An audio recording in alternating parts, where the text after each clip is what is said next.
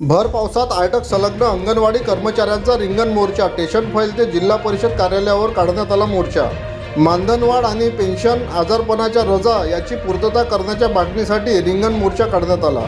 दिनांक 5 ऑगस्ट रोजी दुपारी 12 वाजताच्या सुमारास आयटक संघटनेच्या नेतृत्वात अंगणवाडी कर्मचाऱ्यांचा स्टेशन फैल ते जिल्हा परिषदेवर रिंगण मोर्चा काढण्यात आला। मानधनवाढ, ग्रॅज्युटी आणि पेन्शन आजारपणाचा रजा याची पूर्तता करण्याच्या मागणीसाठी रिंगण मोर्चा काढण्यात आला। मोर्चामध्ये मोठ्या संख्येने अंगणवाडी कर्मचाऱ्यांचा सहभाग होता। विठ्ठला सरकारला बुद्धी दे यासह विविध अंगणवाडी कर्मचाऱ्यांकडून घोषणाबाजी करण्यात आली असून भर पावसातही अंगणवाडी कर्मचाऱ्यांचा रिंगण मोर्चाला उत्स्फूर्त प्रतिसाद दिसून आला। आयटकच्या वतीने अंगणवाडी कर्मचाऱ्यांबाबत मोर्चा काढण्यात आलेला आहे। आपल्यासोबत दिलीप उटाणे आहे। काय सांगाल, कशासाठी आज हा मोर्चा काढण्यात आलेला? हा रिंगण मोर्चा आहे।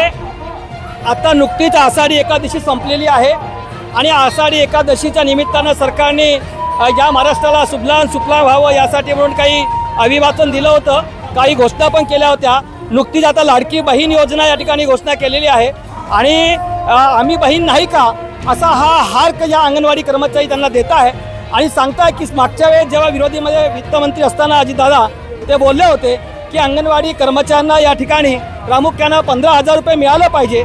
यासाठी विशेष करून या ठिकाणी अंगणवाडी कर्मचाऱ्यांना तुम्ही दिलेले आश्वासन, मानधनवाढीचं आश्वासन, सुप्रीम कोर्टाने जे आदेश दिला 2022 मध्ये त्या संदर्भामध्ये या ठिकाणी प्रामुख्यानं या ग्रॅज्युटी हे आम्हाला मिळाली पाहिजे।